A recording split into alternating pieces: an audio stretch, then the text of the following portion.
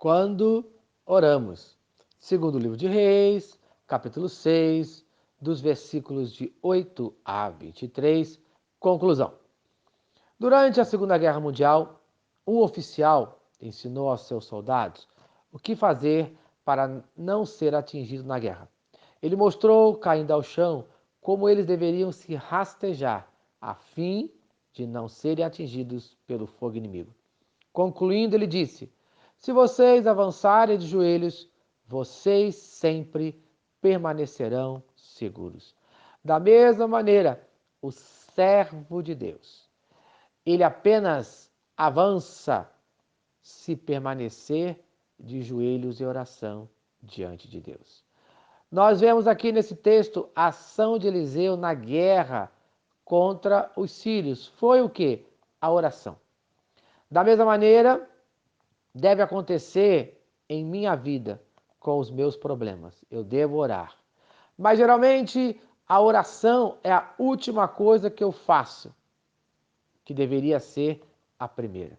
Então aprenda com o exemplo do profeta Eliseu, que devemos sempre orar. Devemos sempre orar, em primeiro lugar, porque o Senhor está conosco. Muitas vezes o medo bate na gente, conforme fala o versículo 15. Ai, meu Senhor, que faremos? É demonstração de medo. Muitas vezes agimos assim quando um problema acontece. Mas qual é a resposta de Deus sempre para nós? Versículo 16. Não temas. Mas para que o milagre aconteça, para que eu veja que Deus está sempre comigo, o versículo 17 fala: orou Eliseu. Eu preciso sempre orar, aprender conforme fala o Salmo de número 34, versículo 7. O anjo do Senhor acampa-se ao redor dos que o temem e os livra. Então, sempre ore. Mas você vai orar para quê? Em segundo lugar, eu oro porque Deus me ouve e me guia. Veja o versículo 18. Orou Eliseu, novamente Deus orou. E veja o que aconteceu quando ele orou. Aqueles homens ficaram cegos, e aí ele teve o poder, conforme fala o versículo 19, e os guiou até a cidade de Samaria.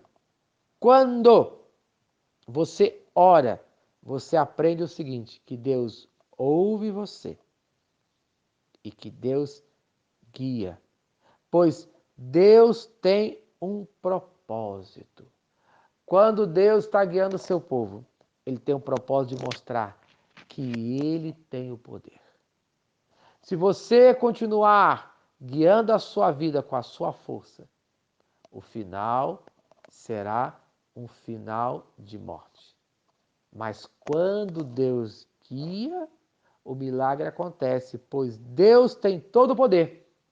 Veja o que fala o versículo de número 21.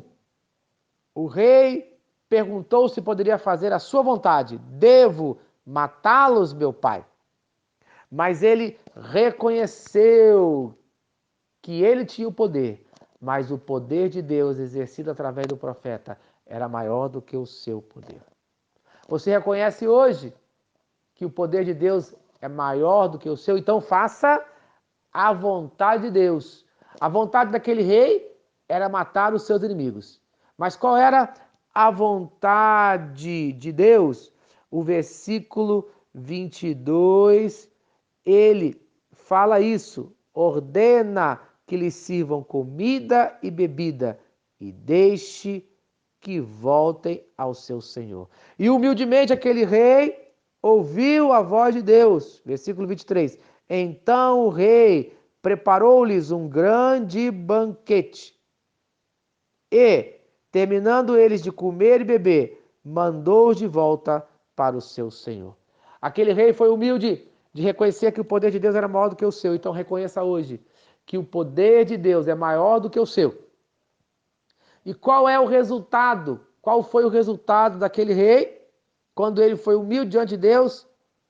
Diz o texto bíblico, ainda no versículo 23, na parte final. Assim, as tropas da Síria pararam de invadir o território de Israel. Veja, Deus acabou com a guerra. Aquele rei tinha uma guerra. Aquele rei queria acabar com a guerra. Mas Deus acabou com a guerra sem derramamento de sangue, sem mortes. Com certeza, no dia de hoje, você tem um desejo no seu coração. Um desejo grande, que você está lutando, que você tem passado por aflições, mas pare de tentar resolver o seu problema com a sua mão. Entregue nas mãos de Deus e creia no milagre, no nome de Jesus. Amém e amém.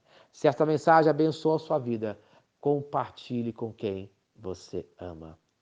Vamos orar? Pai querido, Deus de amor, abençoe agora a vida de cada um de nós, para que cada um creia que todo poder, toda autoridade foi dada a ti, é tua, tanto no céu como na terra. E aqueles que se humilham, que dobram os seus joelhos diante de ti, recebem essa autoridade no nome de Jesus. Amém, amém. Eu sou o pastor Eloy, sou pastor da Primeira Igreja Batista em São Miguel Paulista, localizada na rua Arlindo Colasso, número 85, no centro de São Miguel Paulista, São Paulo. E lembre-se, Deus está no controle sempre.